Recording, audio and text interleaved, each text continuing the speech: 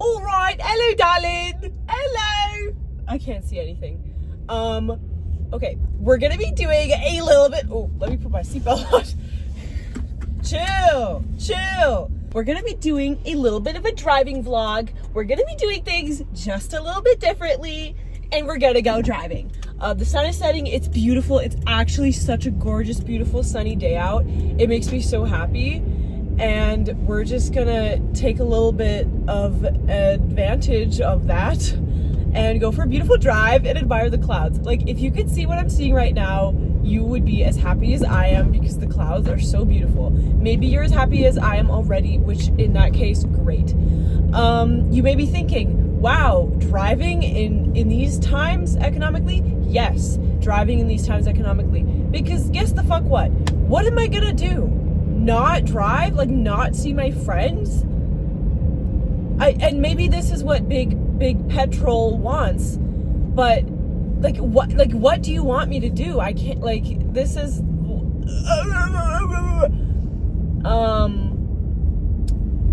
I can't exactly walk to go see certain people and certain things, you know, like, it's just not always possible, especially in North America. As much as I would like it to be, right, as much as I would like it to be, it's not. Like, for example, like, a bike ride to where I'm going right now would be like 3 hours, and it's 7:50 p.m. and I can't be doing that. That's a 6-hour bike ride, mind you, there and back, mind you. And it's such a go kind of society that you can't just, like, bike for 6 hours and then hang out and then chill vibes. That's just not what's normal here. Maybe that's normal in other places, but it's not normal here, which is super unfortunate. And it makes me wonder, okay, we have this, but what there must be something good that comes out of that, right? Like, what, like, we have this kind of crazy sort of go, like, we must always be on schedule, on the timeline, on, you know, whatever. So what is the positive of that? Like, why do we have that?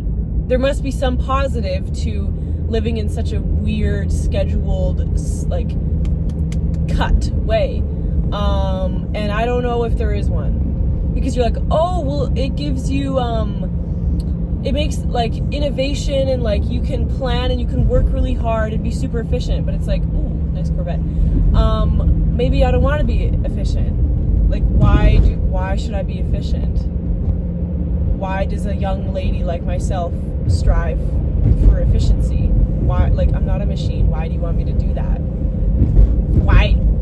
And why would I do that? No, but like genuinely, why do I want to be efficient? What if I just want to hang out all day and loiter and be a little bum and just eat fruit and see my friends and hang out in the sunshine? Like, why is that a bad thing? Oh, society wouldn't function. I'm not saying that's, like, all I would do. Like, I would probably, like, I would still have to buy food and help out in, you know, the world, but I'm just saying we don't need to be so efficient. Why do we need to be so efficient? Why does it need to be like, go, okay, 7 a.m., 7:30, 7:15, 7:45, let's go? Like, why does it need to be so exact when almost nothing is exact, when everything is quite literally a process?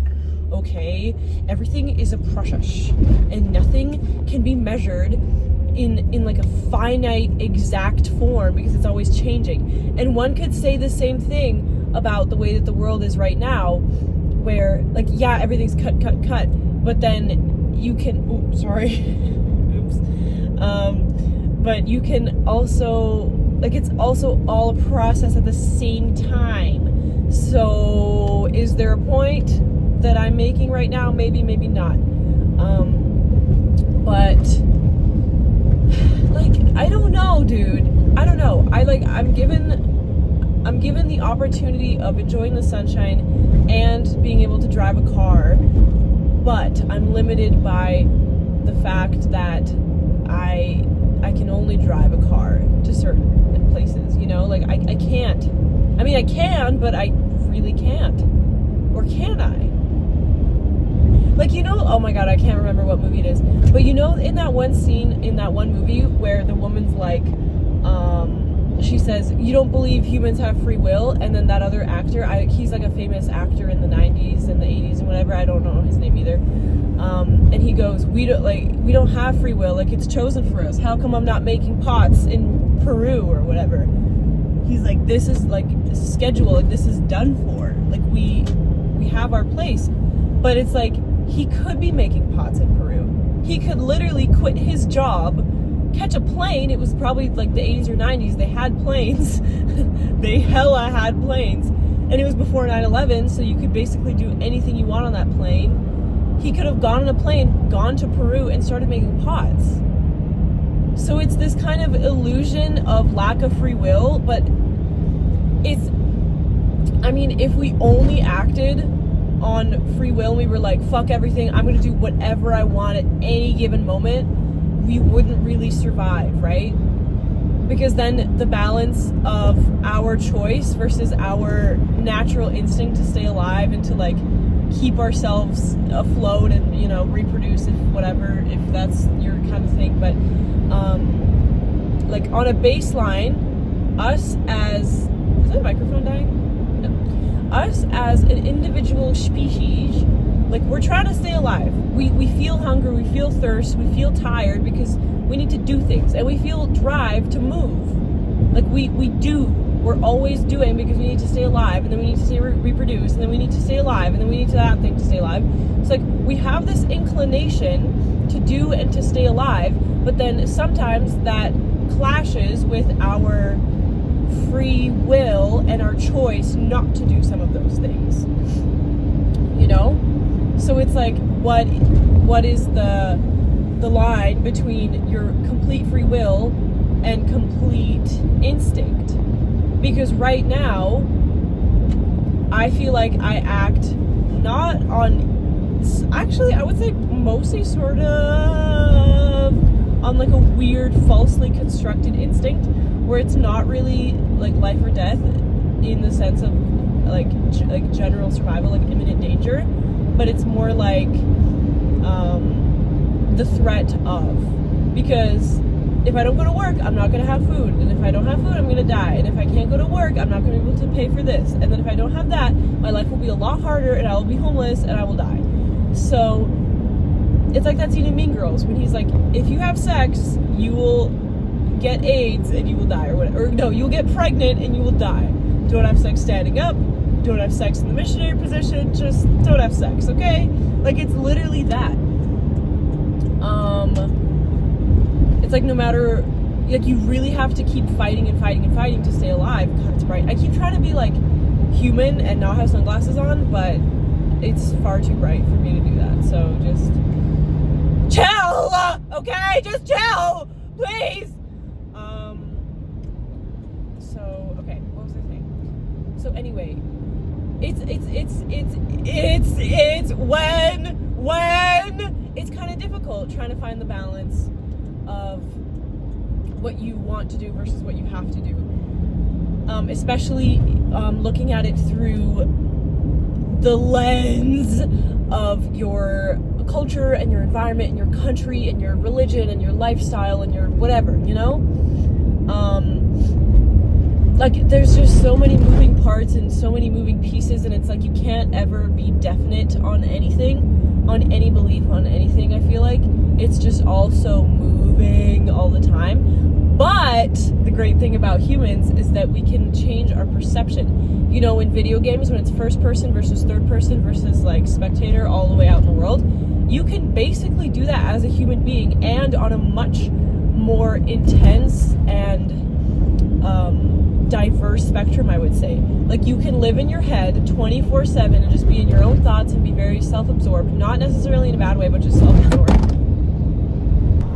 Okay, my microphone popped out of my phone. I'm not sure what happened. That was very weird. Like, I was just driving and I was on a curve, and then it just went like bloop across the dashboard. I'm like, okay.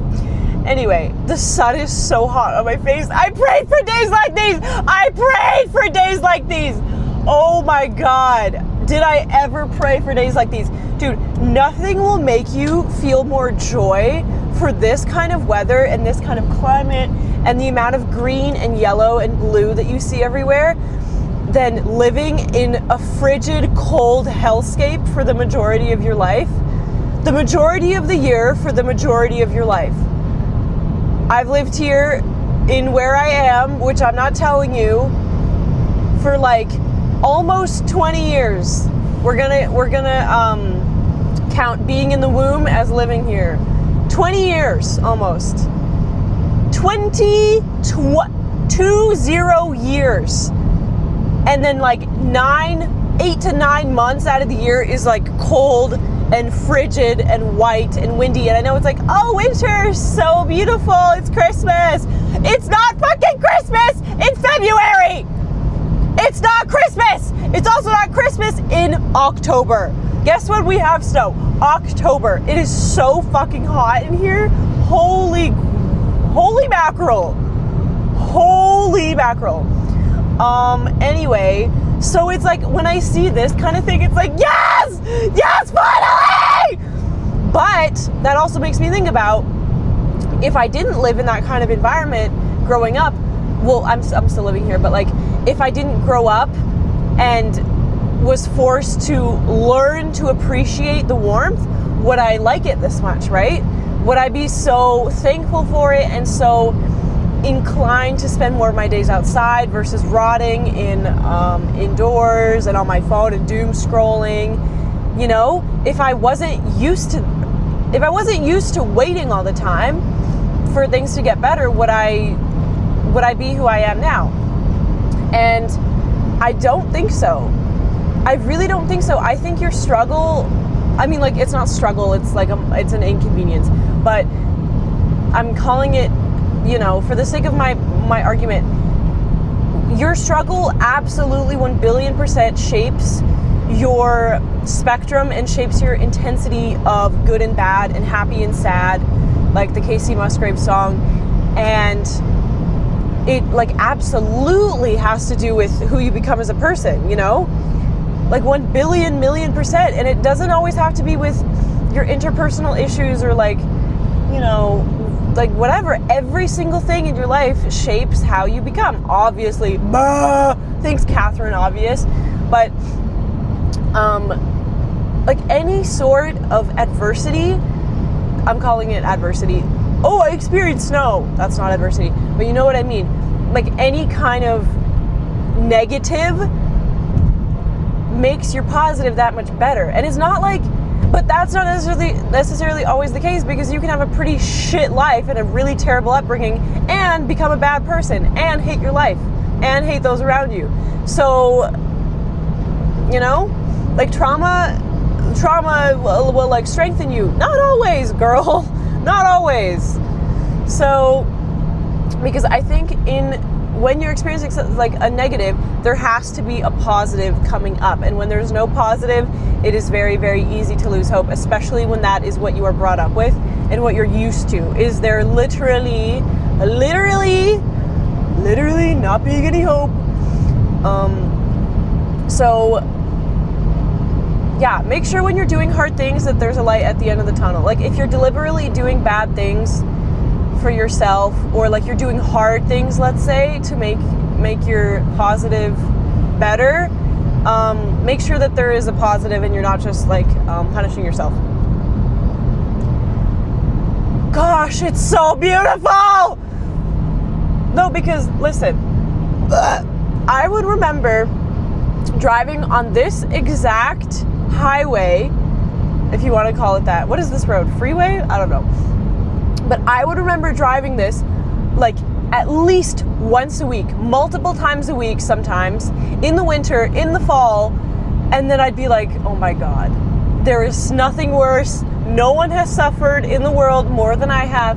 This is hyperbole, but in that kind of essence of like, oh my God, this is the worst, like get me out of here, like this, I'm so miserable, this is the worst thing ever, like, oh, help me.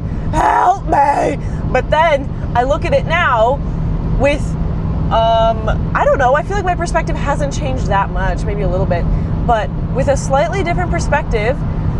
And okay, why are you going so slow when you're in the middle lane? Anyway, but it's like, it's basically me the same and the environment different and everything's different. How cool is that? How cool is that? What's the point of making? I don't know. It is hot as fuck in this car right now. Is that my exit? Hold on. Sorry for cutting you off. Is that my exit? I can't see. Oh, that was a cop.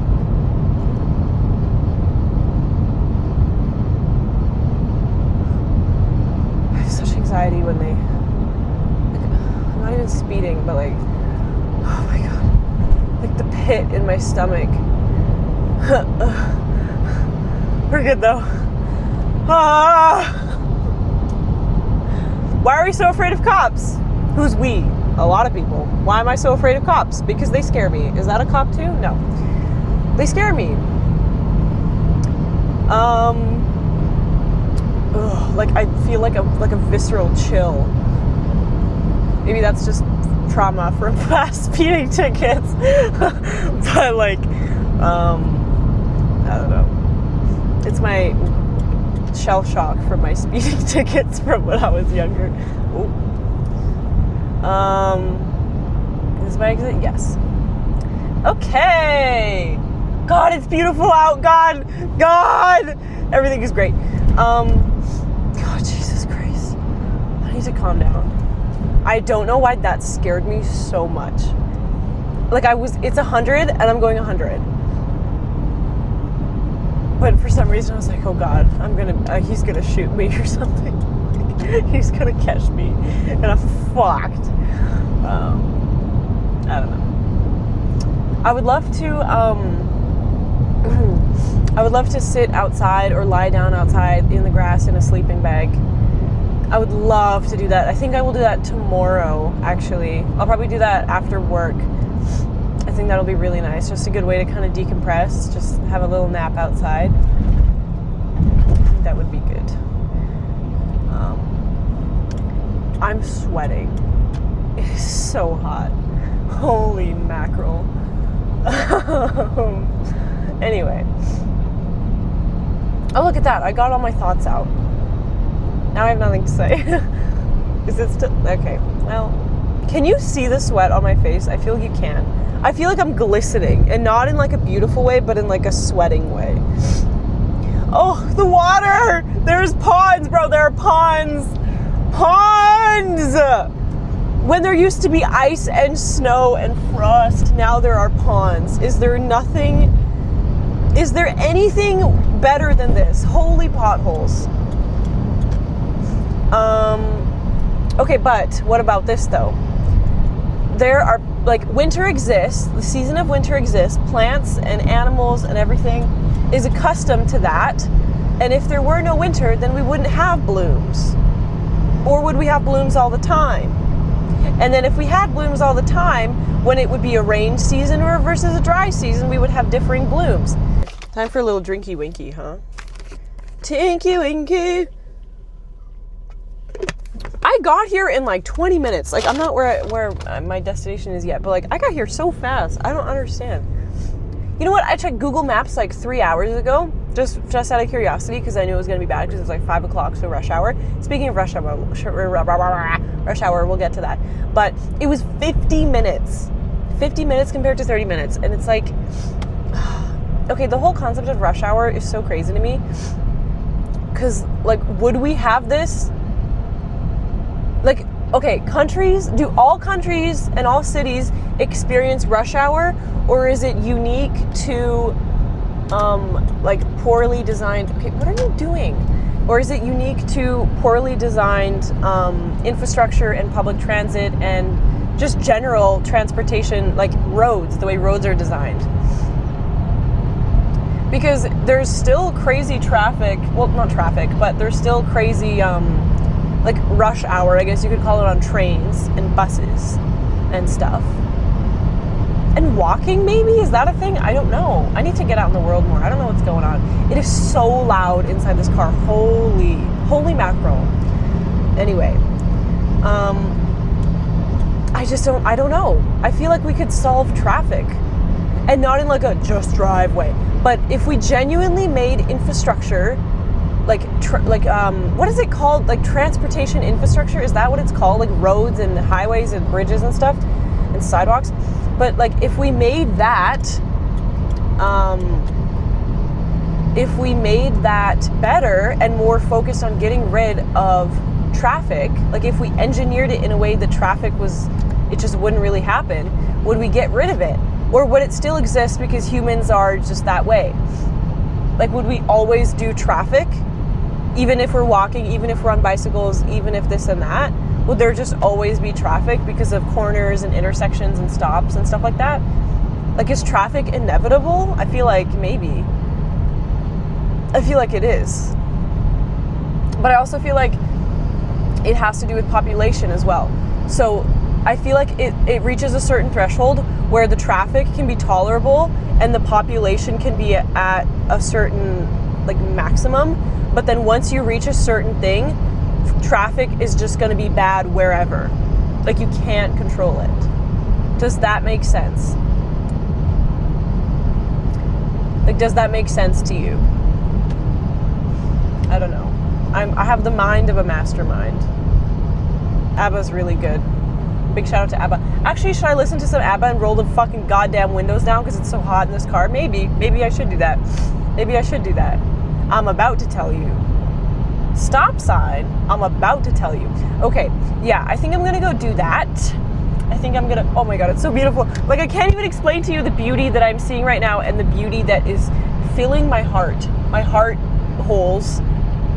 There's so much beauty in the world, and it is also beautiful, and I'm so thankful to be a part of this planet, and I'm so thankful to be able to see it and hear it and feel the warmth on my skin because others are not able to do so. And I'm so thankful for it. And I'm sounding like, oh, are you hypocritical? We're all hypocritical. But I sound hypocritical because 15 minutes ago I was being like, oh, the snow and it was the worst and it was so terrible and it made me so upset. But it's like, I don't know. Am I like a bad human for not seeing the beauty in the snow and the misery?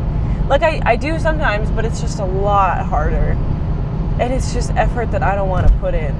Like, that's the thing about the winter time is that it's like, okay, I'm just waiting for summer. Like, winter has its cool things. Like, you can do winter sports. Like, I love snowboarding and I love being outside at nighttime in the snow, and snowy mountains are so beautiful, and Christmas time and whatever. But like, there's just the possibility of you going outside and being outside long enough that you die, not doing anything, no one kills you, no one like touches you, nothing, whatever, but you literally just stand outside for long enough and die because it's so cold. Like, oh, get me out of here. But I guess that's the same too for heat. So maybe we should just stop, who's we? Maybe I should just stop thinking about extremes and just start thinking about normal, like baseline, nominal value, where it's like I don't have to always be so beautifully. I don't always have to be so excited and so happy and so whatever. And I don't always have to be miserable. I can just enjoy things in medium amount. Like right now, it's so beautiful out, and I can be like, yes, it's so beautiful. And then I can be like, wow, yeah, it's a beautiful day today, and I can just be normal about it. And then option number 2 is when it's cold and miserable, I can be like, wow, it's pretty cold and miserable outside. And then I can be like, oh God, this is the worst day ever. But then I can bounce back and be like, okay, this is chill, fine, and vibes. So it's really just about perspective. Yeah, I'm going to listen to some ABBA and roll the windows down. Okay, bye.